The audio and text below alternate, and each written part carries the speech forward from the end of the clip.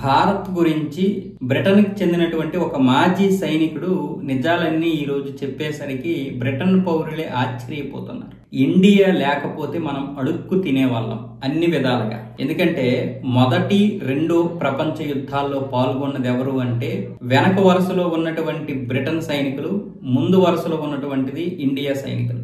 ఆ రోజు భారత సైనికులు గనక ముందు వరుసలో లేకపోతే మన సైనికులు పోరాడలేరు, బ్రతికి బట్టగట్టలేరు అని ఆ మాజీ సైనికుడైతే ఆవేదన చెందుతున్నాడు. ఎన్నో త్యాగాలు చేసినటువంటి భారతదేశానికి మనం ఇచ్చినటువంటి గౌరవం ఇది కాదు. ఆ గౌరవం దక్కించుకోలేకపోతుంది భారత్.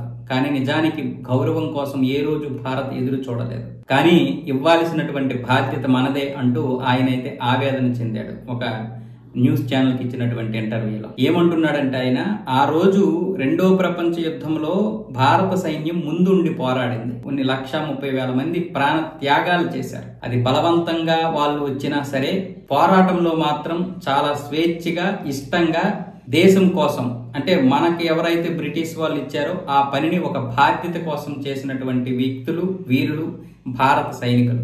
ఇక రెండవది, భారత నుంచి మనం చాలా దోసుకున్నాం. దానికి ప్రత్యక్ష సాక్షిని నేనే.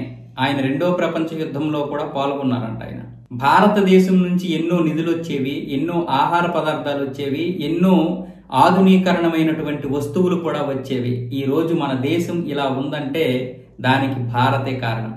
అన్నీ కోల్పోయినటువంటి భారత్ మాత్రం ఈ రోజు జీడిపిలో 5వ స్థానము, 4వ స్థానం దక్కించుకుంటూ తన యొక్క వృద్ధిని పెంచుకుంటూ, అలాగే టెక్నాలజీని పెంచుకుంటూ, దీంతో పాటు ఇప్పుడు కొత్తగా వచ్చినటువంటి యూపీఐ, ఇలాంటి టెక్నాలజీలో కూడా భారతదేశం ముందుందంటే ఎంత పటుత్వం ఉండాలి, ఎంత శక్తి ఉండాలి, శ్రామిక శక్తి ఉండాలి, ప్రజల యొక్క యూనిటీ ఉండాలి.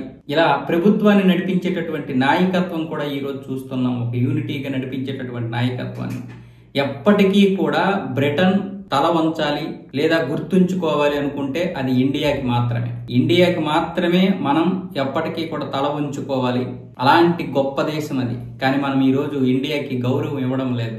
ఇండియానే లేకపోతే మనం ఈరోజు అడుక్కు తినేవాళ్ళం. ఇప్పుడు మన దగ్గర ఉన్నటువంటి సైన్యం ఏదైతే ఉందో, ఈ సైన్యానికి 10 రెట్లు సైన్యం ఉన్నా సరే రెండో ప్రపంచ యుద్ధంలో మనం గెలిచే వాళ్ళం కాదు. అది మాత్రం గుర్తుపెట్టుకోవాలి బ్రిటన్ ప్రజలు ఎప్పటికీ అంటూ ఆయన ఆవేదన చెందారు.